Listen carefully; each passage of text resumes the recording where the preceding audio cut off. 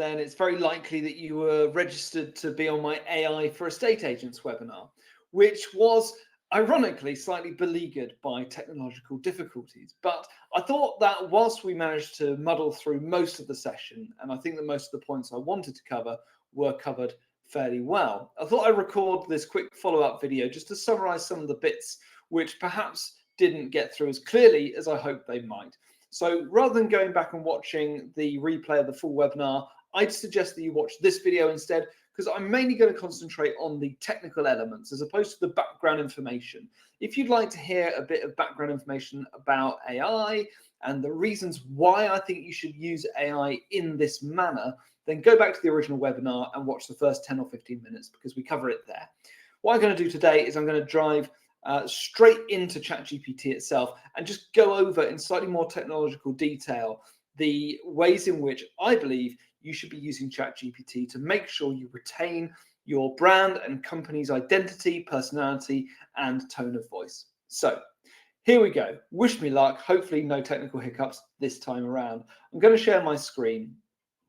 And what I'd like to do initially is there we go, is to give you a quick introduction to ChatGPT in case you are a first-time user or you're still fairly unfamiliar with the platform. Now, just a reminder, I am using the pro version of ChatGPT, and I'll explain why as we go along.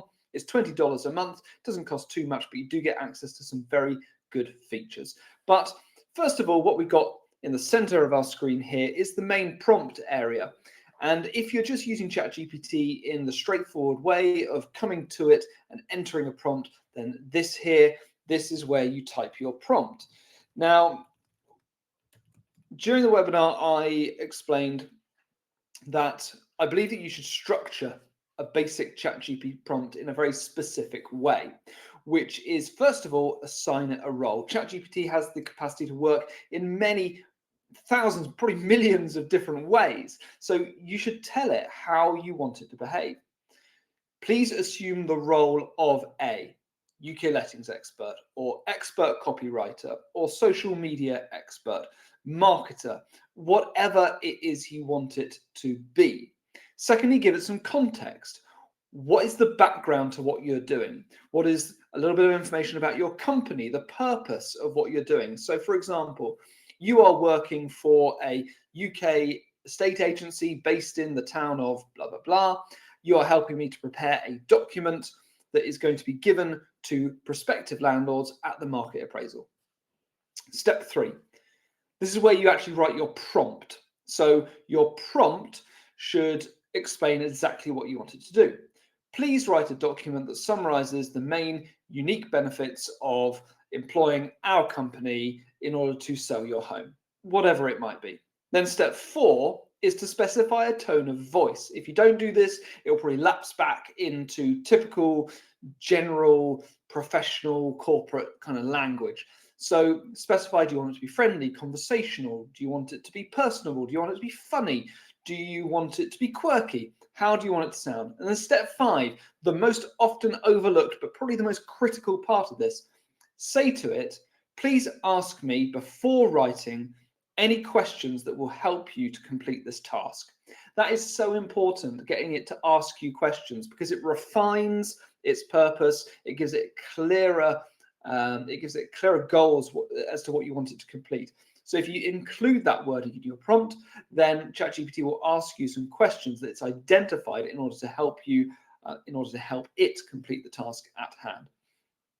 So that's the general outline of how to build a ChatGPT prompt. A couple of other things on your screen here that I want to point out. Below the prompt, you've got a plus here. And here, as it says, you can upload files. Now, this is a great thing to do. For example, if you are wanting it to write a blog about the Renters' Rights Bill, why not actually upload the PDF document of the Renters' Rights Bill? That way you can be assured that what it's writing is going to be factually correct and based on a reliable source. Equally, if you have any source material on your own business, and we'll come back to this in a second, then upload that. So that might be your terms of business, if it's relevant to the prompt. It might be the document that you give your clients at a market appraisal, if it's relevant to your prompt. The more information you can supply, the more detailed and accurate and personalized the output will be from ChatGPT. Finally, on this screen, I just want to point you in the direction of this little white blob on the right-hand side. That is used to enter voice mode, and that's quite good if you want to have a back and forth. You can actually have a conversation with ChatGPT in order to get it to speak to you, and you can actually have a back and forth. So that's quite useful if you don't want to be typing for days. Now, the main body of what I looked at during the webinar is actually located over here on the left-hand side, these multicolored folders that you'll see in the sidebar here. So this is actually quite a recent addition to the ChatGPT platform. And this is something that you get access to with the $20 a month subscription. It's called Projects.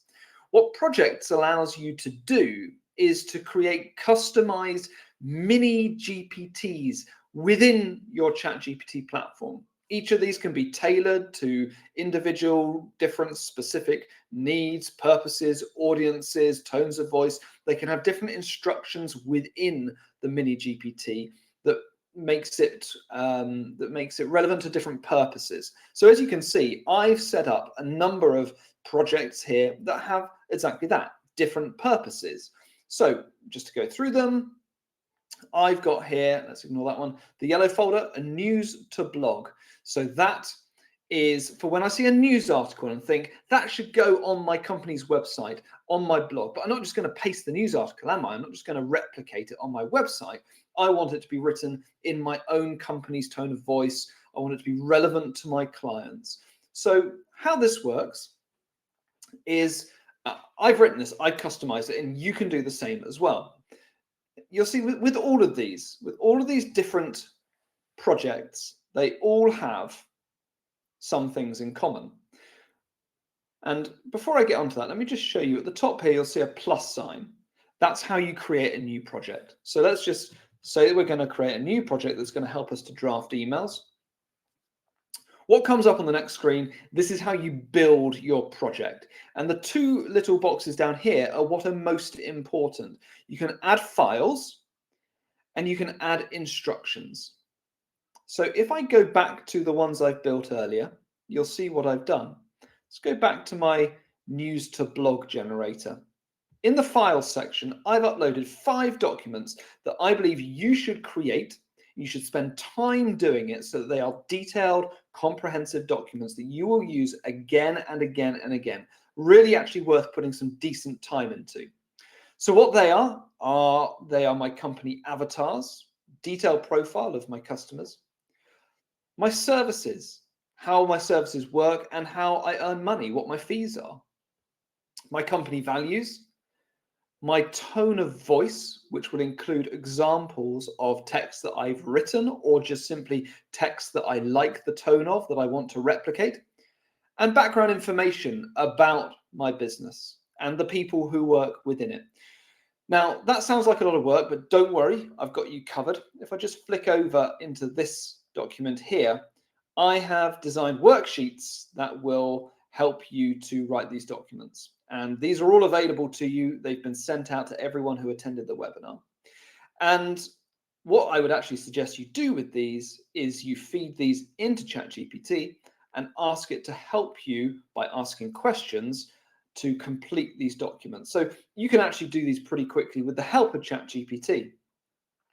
So once you've done that, you will have a library of documents that really accurately and comprehensively summarize the DNA of your business. They will encapsulate what makes your business unique and what makes it you, the personality within your business that is you. ChatGPT will now use those documents when we upload them to a project in everything that it creates. And that makes it far less generalized and far more personalized and far more representative of you as a company. The last thing you want to find yourself doing is blending into the crowd. And doing this will just separate you slightly from everybody who is using ChatGPT in a very generic way. So that's our files. That's all the background information that I want to give ChatGPT. But what about the instructions over here? Well, this is actually the step-by-step, the detail of how you want this project to behave when you provide it information. So as I said, this particular GPT is designed to convert news articles into blogs for my website. And as you can see, when I open the instructions, it comes up in a very small box there. So to make it a bit more a bit easier to read, I'm going to switch over to this document here where I have got this detailed in a slightly easier to read way. Let me find the right one. So we've got, where is it? We've got different ones for customer complaints, turning blogs into videos, turning blogs into social media posts, acting as a business advisor, writing property descriptions, tasks. Let's just look at this one to begin with, blog to video. So this is where we've got a blog and we want to make a video script out of it. As you'll see, the instructions that we feed in, so this would be copied and pasted into ChatGPT. These instructions break down in a lot of detail exactly what we want it to do. So in this case, we're asking it to rewrite a blog as a video script using all of the background information we've given it about my avatars, about my business, about my tone of voice. And I've also specified a structure to that script. I want it to use a hook at the start. I want it to have an introduction, key insights, and a closing summary. So that is what the instructions look like. Again, all of these are available to you. Back to ChatGPT. So I've shown you the kind of thing that I put in that instructions box. And let's see how it behaves now. So here's one that I did earlier, actually during the webinar. All I did here was I posted in a link to a BBC News article that was about mortgage interest rates. Exactly the kind of thing that you would want on your company's blog and going out to sellers, landlords, whoever. So what it's done is it's rewritten that in my tone of voice, bearing in mind my business and my target audience. Because I've asked it to, it's included a quote from me, the business owner, and a call to action at the end. So that would have just taken seconds. Literally all I've done is pasted in that article. Goes without saying that with anything to do with AI, do fact check it, do proofread it, and do tailor it. Add in an extra line add in a bit of humor. ChatGPT is not very good at doing that. So do refine it further. But I got my blog there, really easily done. So now I'm going to go to another one of my projects. I've got my blog. I want to record it as a video now. So I've got a blog to video project. Again, it's got all of the background documents about my business loaded into it already. It's got instructions. And so again, when I did earlier, the blog that we just created in the other project, I've pasted that in and it's written this script for me with a hook, an introduction, key insights, and a closing summary. And now I can just copy and paste that into a teleprompter app, film it, and get that online within minutes. And I won't go into each one individually, but I've got the same thing now to turn my blog into social media posts for Instagram, Facebook, LinkedIn. Again, all I've done is I've just pasted in the blog that the first project wrote for me. I've got, moving away from content slightly, I've got a project that's set up to respond to customer complaints. Now, this behaves in a slightly different way. Again, it's created in an identical way. I've loaded in those same background information documents. I've also added in my customer complaints procedure because I want this particular GPT to know about that. And in the instructions, I've asked it, before drafting the email in reply to the complaint, to ask me questions in order to obtain background information about this particular instance.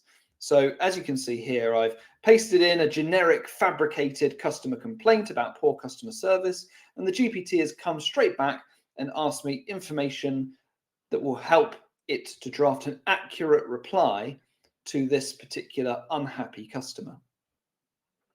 And one more example of these bespoke projects that you can create, and you can create as many of these as you like. These are my examples that I think would be helpful to estate agents, but The only limits are your own imagination and creativity.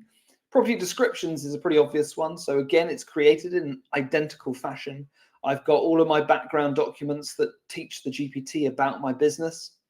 And I've got my instructions that instruct it the style of description that I want it to write. And again, with this one, in order to make it accurate, I have instructed it to ask me questions before it writes the property description.